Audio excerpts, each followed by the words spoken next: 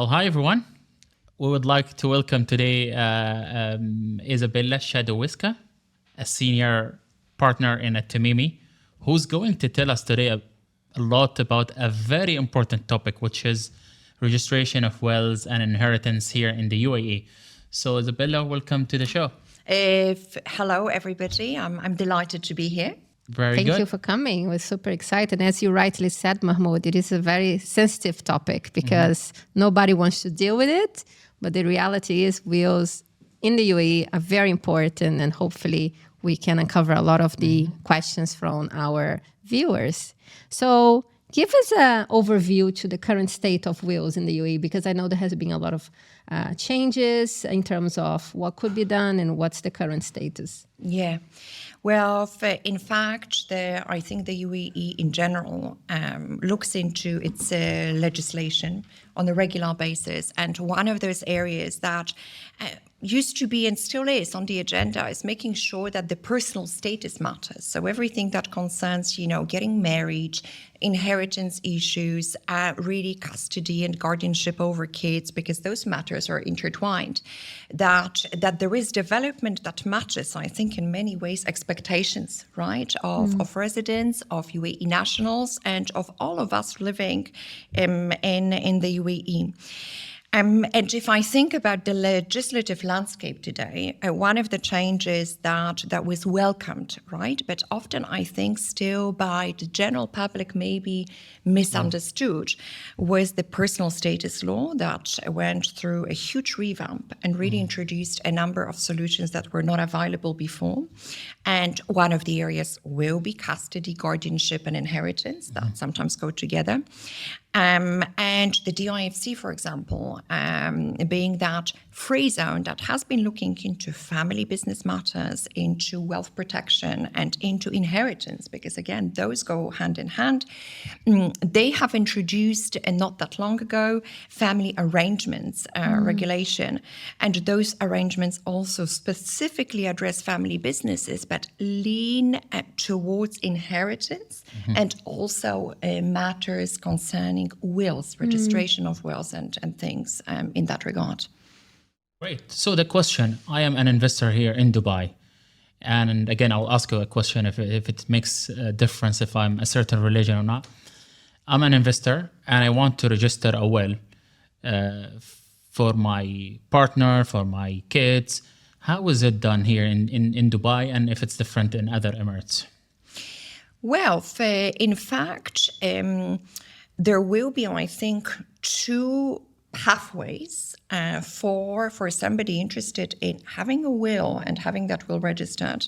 And the pathways will depend largely on the religion of the testator, the individual who would like to have a will.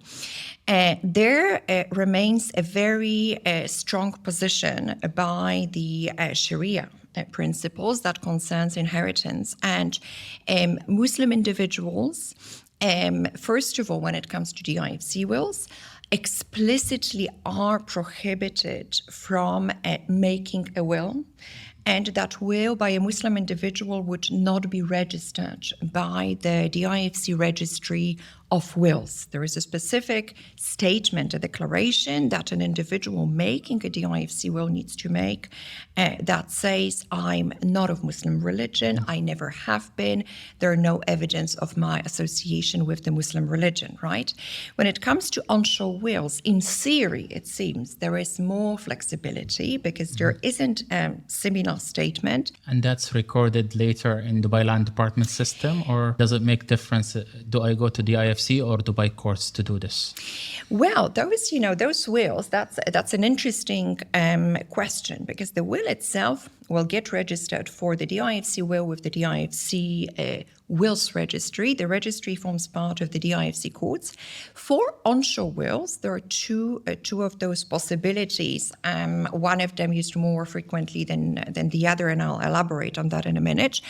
There are Dubai onshore wills that also can get registered. They also get registered with, they're notarized and registered with the courts.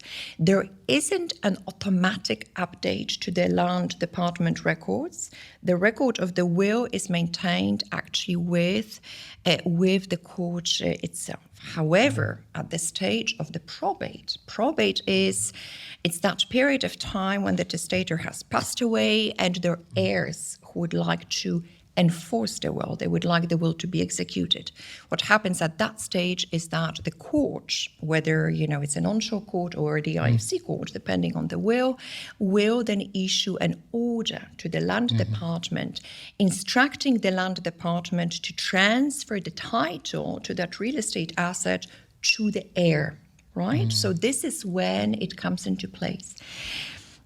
But when you break down typically what are the items related to the will, you have obviously real estate, then bank accounts, then you have obviously children. Yes. Can you elaborate what are the nuances that typically the will cover? Well, I think the initial thing that when we advise clients and discuss, the scope of the will, the matters they would like to include there, we start by asking, okay, well, who are your immediate family members? Who would you like to include? Do you have any minor children that are not of legal age? And let's remember, in the UAE, the legal age is the age of 21. This already inspires the thinking of the guardianship of the children. Right. Guardianship, which is a very important element, I think, especially for expatriates, for residents rather than the UAE nationals, because really under the will there is a possibility to name the guardian and name the guardian who would be a female, normally in accordance with the principles of Sharia. In the absence of the will, then there would be a male individual from the family who would then be the guardian of the child, but the will concerns that.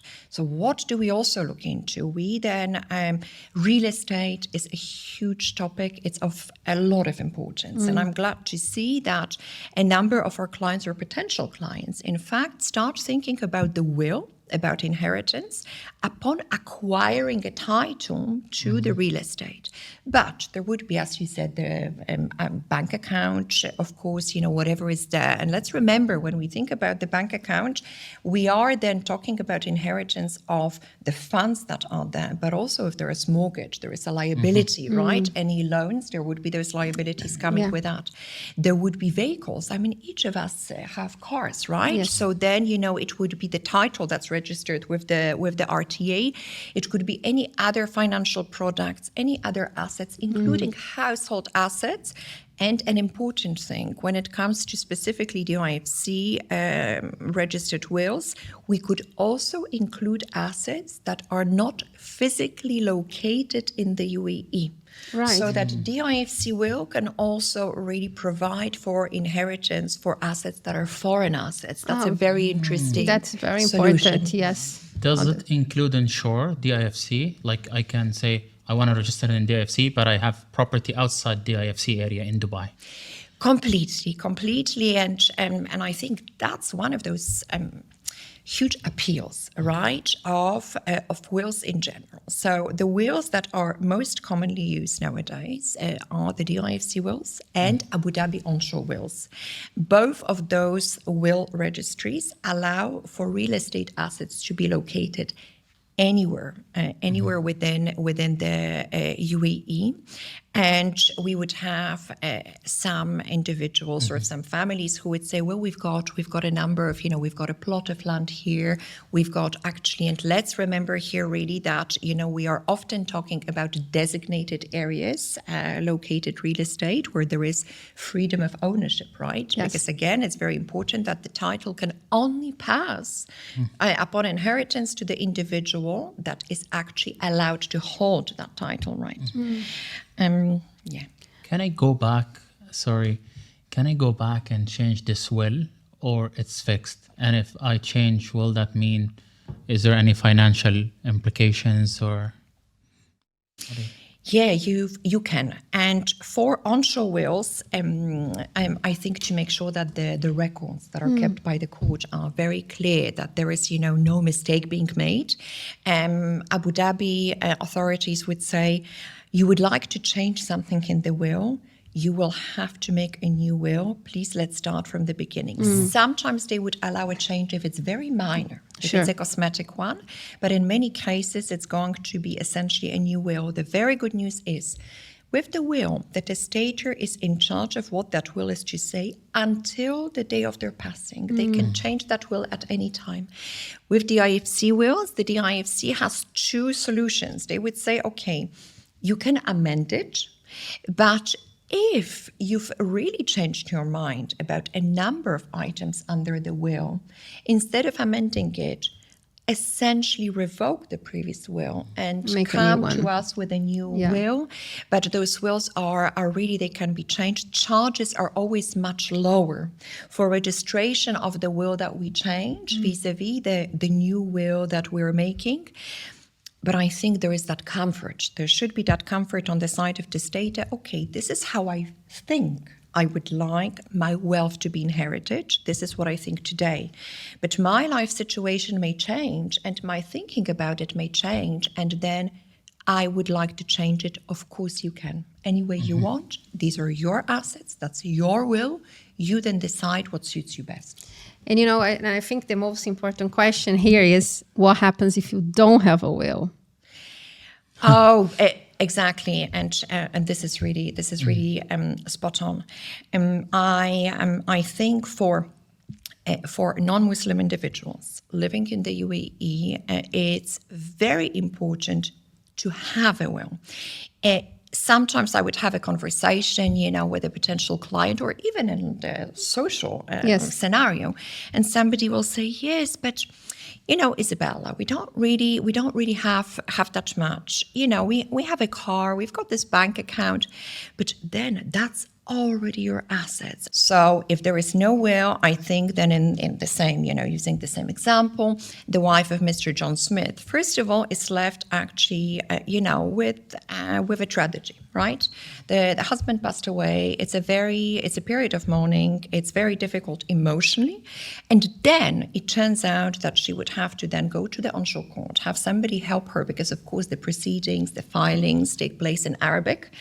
And then she would need to wait for the court process to take place. So the court would need to, in fact, determine who would inherit the assets. It will take a number of months to actually to secure the court order.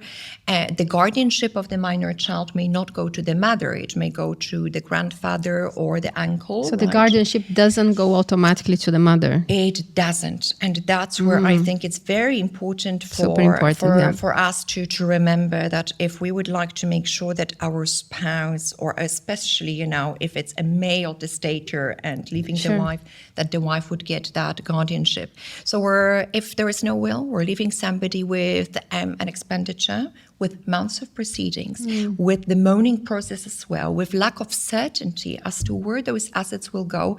And the court also wants to make the right decision, but it's more difficult for them, right? And I think to a certain extent, people don't understand how quickly things shut down if obviously the system understands that the person passed away. So, for example, if somebody passes away, how long typically will take for the banks to freeze the bank accounts, for example? What are the timelines that suddenly you don't have access to your life as you know it, if you are dependent? And in addition to that, would the courts freeze the bank account if it's a joint account or just if it's only on the person's name?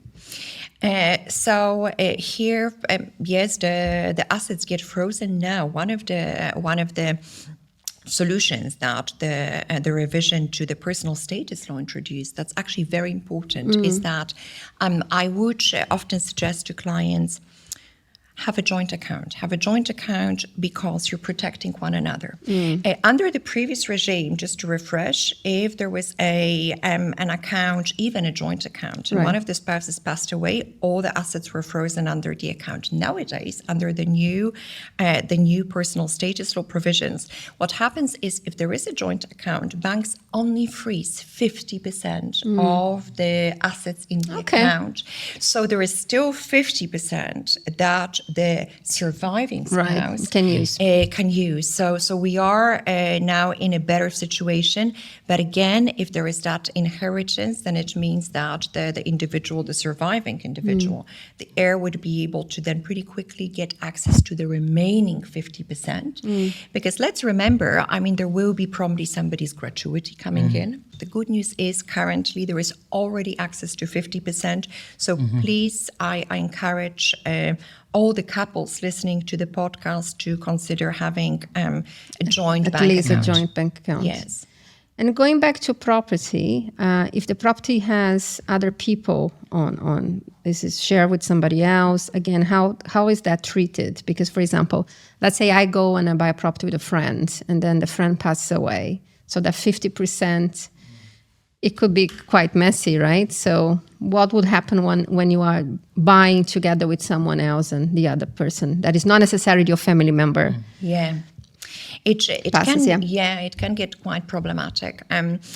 It can get quite problematic for the following reason. I mean, there is one asset, and if we have two owners of that asset, renting the asset out would require then approval by the two owners, right?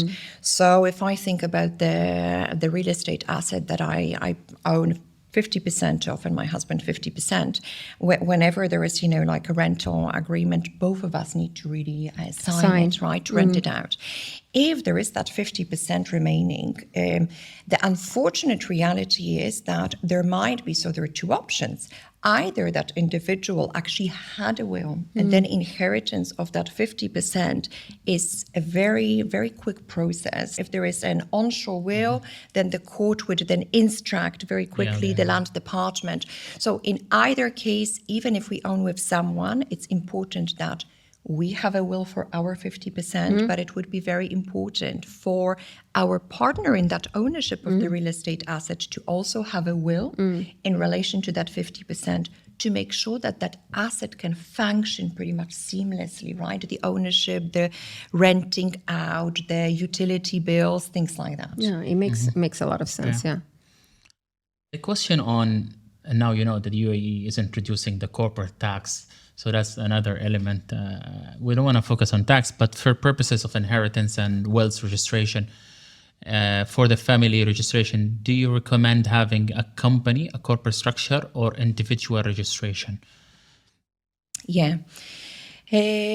Oftentimes, well, of course, there is, like with many things, and I think lawyers are experts in that, we would say, well, to some extent, it depends, but there are some general principles that are true, I think, universally.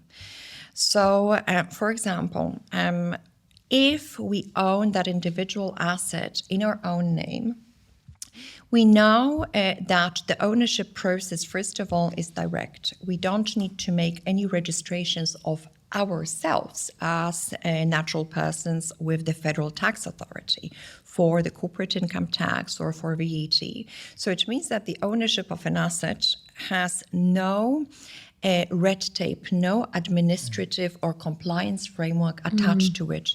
I think it's then, of course, it's easier to own that asset, but if there isn't a will, then the downside could be that then, if the direct owner of the asset passes away, then that asset is frozen until there actually is the probate. Now, in some situations, now the reverse scenario, that happens, in fact, if somebody owns a huge portfolio of assets. And then we would say, okay, to make it more seamless and maybe for you to be able to own a portion of those assets, not, with some of your family members, right? We can then create a company, or we could have a foundation structure, a different solution, but really very, very useful for a number of instances. Then what we are doing is we are introducing a layer of compliance and potential a layer of corporate. There is a corporate entity, so that entity will need to be registered with the commercial registry. It will need to comply with the economic substance regime. It will need to secure its registration with the federal tax authority. And the maintenance of that entity itself requires, first of all, somebody who will actually check compliance with different filings with authorities. Then there might be also financial implications of all of those findings. In many cases, companies that own the real estate, because they need to comply with the economic substance regime, they may have to have, a registered office address or a lease contract somewhere. So ownership through an entity, I would say only for a significant portfolio, where that portfolio itself, the value of the portfolio justifies creation. Now, if I may just one point, foundations are a very good solution. I would say it's like a hybrid between the individual ownership and the individual through a corporate. Foundations regime within Abu Dhabi Global Market, Dubai International Financial Center, and Ras Al Khaimah also have the regime for foundations. But then ADGM and the IFC with really very solid framework. Those foundations are really not expensive to form. Then respective registries would charge $200 per year only for the foundation to be there. And there is a family foundation phenomenon that is already something that a lot of tax advisors are looking into. Because if a foundation is able to get a status of a family foundation and assets underneath it are owned by the foundation, then that foundation may be exempt from tax, corporate income tax, right? So that's super useful. So to break down, is that if you don't have a will, it will take quite a lot of time to get any type of judgment. And we're looking at least, a year? We are looking at, I think, about 6 months on average. When I talk to the probate lawyers who are dealing with courts, so it's litigation experts, they would say, Isabella, you're looking at about a 6-month period. There are cases when somebody had only, a wife and no children and no cousins, when it can be maybe, 3 to 4 months. Right. But on average, 6 months for sure. That sounds amazing. Yeah. I mean, such a kind of information we always get asked. And I think today you answered really very important questions for investors. Well, I'm very glad to hear. I think it's excellent that you would like the general public to increase your awareness about what is so important. On the final note, if I may. Assets, their value is irrelevant. It's something that is personal to us. We work towards it, and we love our closest ones. To really make sure that even though we may no longer be around, but their life is, has as few problematic areas as possible, I really encourage the Muslim individuals to think about wealth preservation, because there are ways to think about it and really preserve the wealth long term. Non-Muslim individuals to really seriously think about wills, about different solutions that would be available as well for the benefit of your loved ones. And a final question before we go. What typically is the cost for you to register a will? That's very important. Yeah, that's an important one. And in fact, pretty much everybody really, then thinks about the will in relation to the overall benefits, but that cost is there. The single will in the DIFC, a single will is a will by an individual who can be actually in a relationship. It can be an individual who is actually married, but decides on their own to have their own will. Sure. The DIFC charges would be then 10,000 dirhams per will. That's good. And for spouses who would like to have a will, each of them would have their individual will. But those wills that we call so there are those spouses' wills.